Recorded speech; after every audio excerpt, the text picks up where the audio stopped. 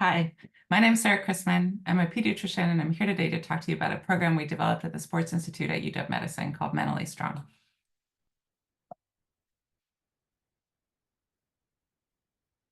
We focus this program on this, which is a struggling athlete. And sports are amazing for kids. They help them develop skills around team building and collaboration, and they help them learn how to work hard and get better at something, but they're also stressful. You have to fail in order to succeed at sports. You have to miss a PK 10 times before you ever get one. You have to trip in the last 10 feet of a race. You're going to get fouled, and all of this is going to happen on a stage where 50 people are watching you. And kids often don't know how to reset. They don't know how to get back in the game when they've had these challenging situations.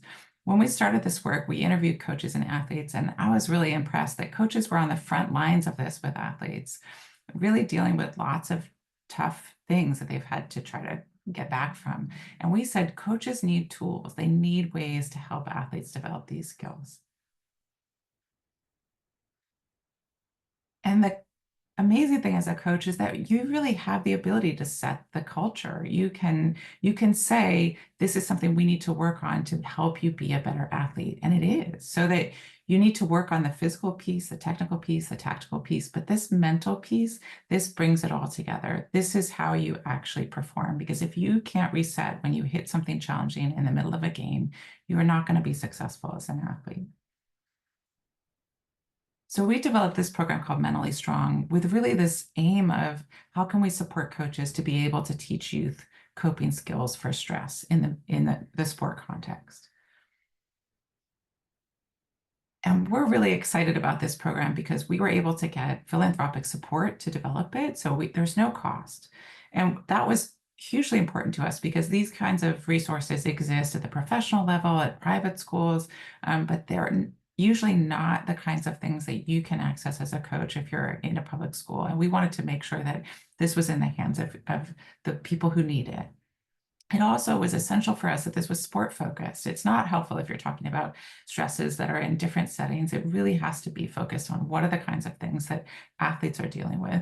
And it had to be evidence-based because it's not useful if we're developing things that aren't going to actually work. We have to actually be able to make things better. And it had to be focused on teams because as athletes, you work as a team, and that team cohesion is a huge asset in building resilience.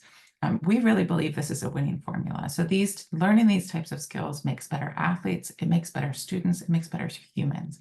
And these are the kinds of skills that you carry on for the rest of your life. The thing about this too is as we've had lots of conversations with athletes at the professional level, at the collegiate level, these types of strategies, all professional athletes are invested in. They know that this matters.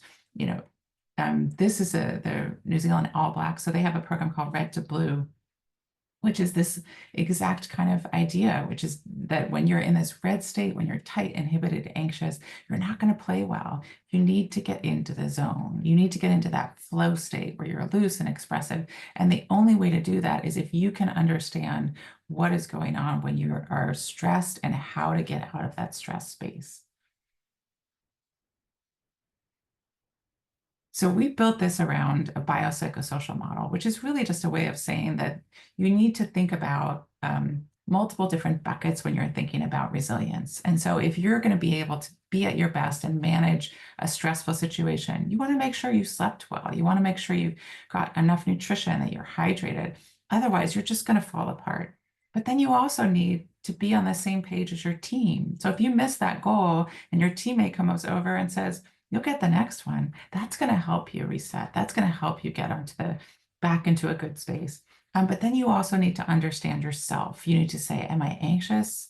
Am I angry? What do I need to do? What are the things that I need to do to get back in a good space? And these are all things that you can learn. These are skills that you can learn. So the program is really simple. So the first step is learn. So there's a educational platform we developed. It's all online for coaches, 20 to 30 minutes, interactive, teaches coaches how to kind of get into this space, understand some of these skills, why these skills matter, and gives them kind of the framework. And then the apply stage is activities that they do with the team 5 to 10 minutes a week, really trying to try out a bunch of different activities and see what really resonates, what fits for that team. And then the sustain phase is we're going to just take 2 activities and we're going to focus on those, and we're going to work on becoming a better, more resilient team. This is just an example of what the platform looks like. It's been really fun to develop this. It's all interactive. And as I said, it's really based on understanding stress, understanding the physiology behind stress. This is a physical reaction. When you get stressed, your brain dumps chemicals into your bloodstream to make you better able to fight that tiger, even when there is no tiger.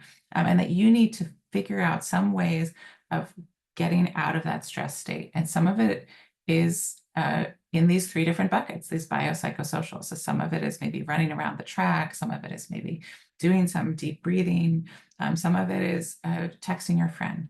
But this is all the baseline information about why this matters and how to do this as a coach. And it's all interactive. So we have these kinds of figures, like this is one with the stress. You can click on the different parts and show how does stress affect the different parts of your body differently. And then it goes into the evidence base. And so here, this is just an example of the evidence behind sleep and why we focus on sleep.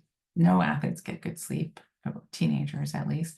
So it's part of the reason, but there's also huge information about how sleep impacts performance. And so we really try to think about how do we make this motivating for athletes? How do we make them engage?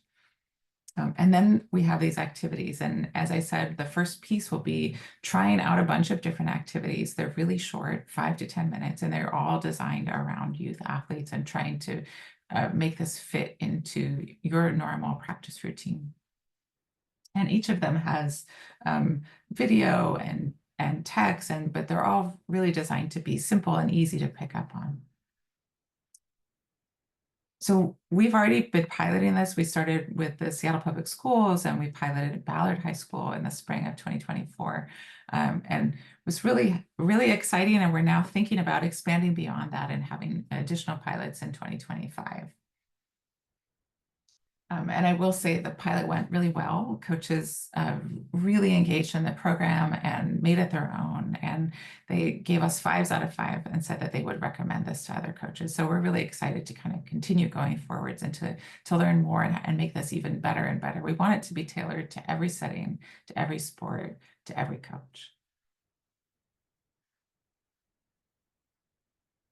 And so those next steps in terms of how this looks, the first piece is engaging stakeholders. So if you're excited about this program, you need to get the principal and the athletic director on board.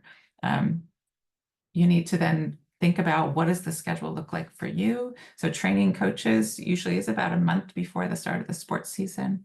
And then it's launching. And launching is just doing these activities with the athletes and making this as a school endeavor that people are excited to engage with.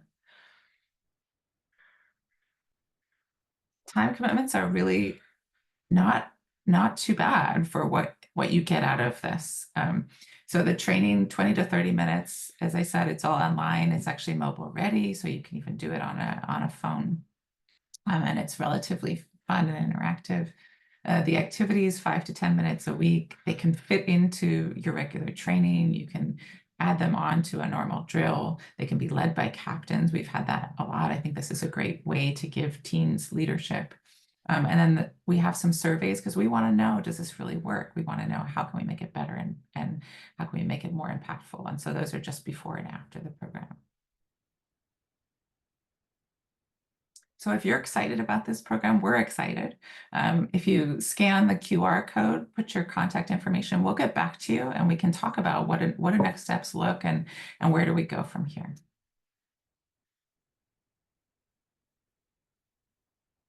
I just wanted to mention that this kind of work takes a village. So I've been really privileged to work with the Sports Institute at UW Medicine, with Carla Landis and Sam Brown and Stan Herring and Christine McDonald, and Leah Cantor is the research coordinator on this study. We also have a plethora of UW Husky fellows. So a lot of the UW athletes have really been involved in this work, which is really powerful because they know exactly what it means to be an athlete. Lucy Newland, who's the current UW Husky soccer captain, is working with us right now. And Kevin Altschuler, who's a PhD sports psychologist, has been really engaged, which is very helpful because I think he brings that kind of wisdom of what is the one-on-one way that we do this and how can we make that even bigger and how can we expand it. So really excited to think about what this could look like. As I said, reach out. You can also, if you go to the website that's listed there, becomingmentallystrong.com, you can sort of get a little bit of a peek into the program. And you can email me, spdchris@uw.edu, or reach out in any other way. Love to talk more. Thanks so much for listening.